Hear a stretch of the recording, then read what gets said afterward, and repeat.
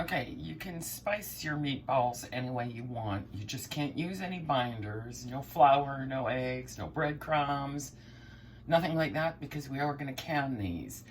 I'm just going to use a little bit of garlic and a little bit of paprika, garlic powder and paprika. Okay, I just put a little bit on because I find when you can things, it intensifies the flavor more, so it'll bring out the garlic and the paprika more. Mix it all in so that it's all good. I clean my hands, and the bowl was nice and clean. And there we go. I've got a piece of parchment ready on top of a baking pan, and then I am going to put these in the oven for 30 minutes on 350. Just want to kind of par bake them, I guess you would say. You don't want to thoroughly cook them, you just want to bake them. Okay, so I got 2 trays done. I left a little coffee scoop over there so you can see that's what I use. It's 1/8 of a cup because you want to try and keep the meatballs all the same size so they cook evenly. All we were wanting to do is drain the fat off, really, before we can them. So they're going to go into the oven for about 35 minutes. I'll check on them at 30 minutes. And while that's happening, I am going to mix up beef broth to put in them when I can them. All right, so that's next. So I have to do things in stages because my kitchen is the size of a postage stamp. So you people with the big kitchens, oh, I envy you so much. Next place, bigger kitchen. So there is my broth. I just used beef broth. That's why I didn't add any salt, as this is going to be salty enough. And I just used the Knorr beef cubes, and it is 1 cube for every 2 cups of water. So that's got 3 cubes in it and 6 cups of water. So hopefully that should do it. And of course the dogs are standing by, hanging out in the drop zone just in case anything happens and they might get something to eat. So while I was waiting, I just prepped my jars to make sure that everything's clean, checked to make sure I had sterilized them all last night. Just ran them through the sterilizing on the dishwasher. So yeah, that's all you have to do. And then I've got my rings and lids, brand new lids every time I can. You'd hate for all your hard work to not seal when it's done. So I always use brand new lids. And so that's all prepped and ready to go. Now I just gotta fill them.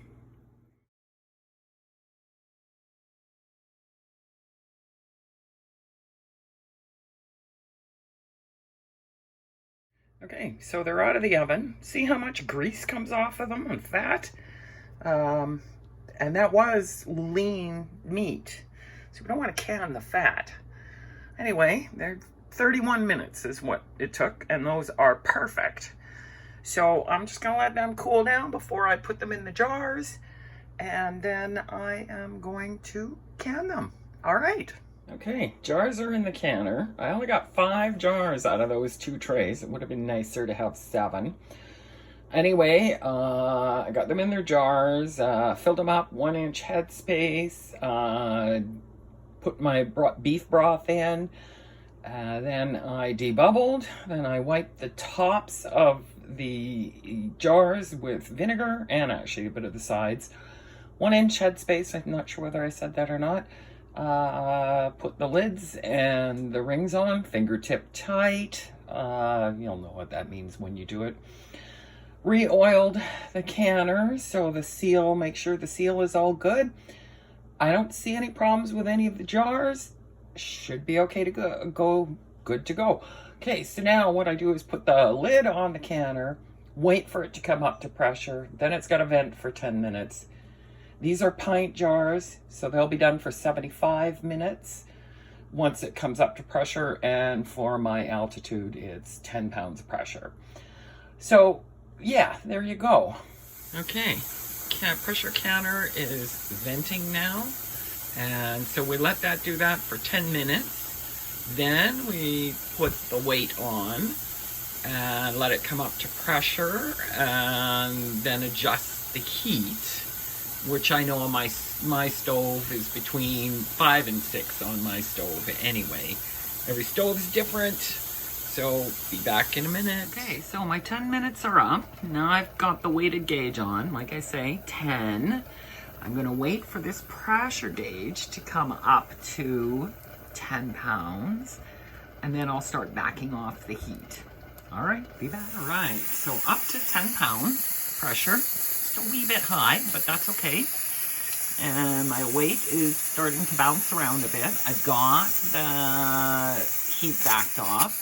Should be good. I don't leave it until I know that everything is good and the weight is shaking and bouncing a bit every sort of 30 to 40 seconds.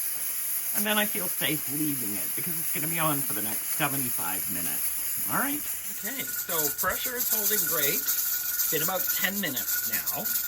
Nothing's changing. It's all working great. So I'm ready when my jars come out. I've got a 2 of those mats down, and then this baking tray, and I'll put that on top of the mat when I pull my jars out. So I'll be back.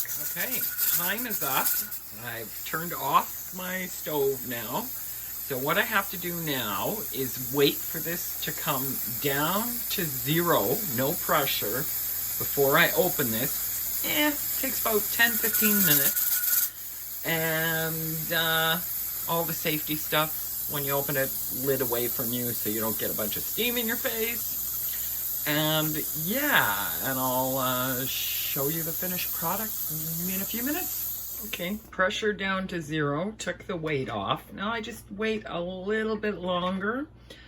And oh, it smells so good in here right now. Pressure canning always makes the kitchen smell really good. Well, who'd have thought pressure canning is good exercise. I just about got all the rings closed. Well, 2 of them anyway. The green one, no, that's for strenuous exercise. I haven't been out of the house all day. I've been busy. And look at that. They are done. Oh, look at that. Just got them out of the pressure canner. They look great. Looks to me like every one of them has sealed. So I'll have to have something else for dinner. Anything that doesn't seal, I have for dinner that night. Anyway, yeah, they all came out beautiful.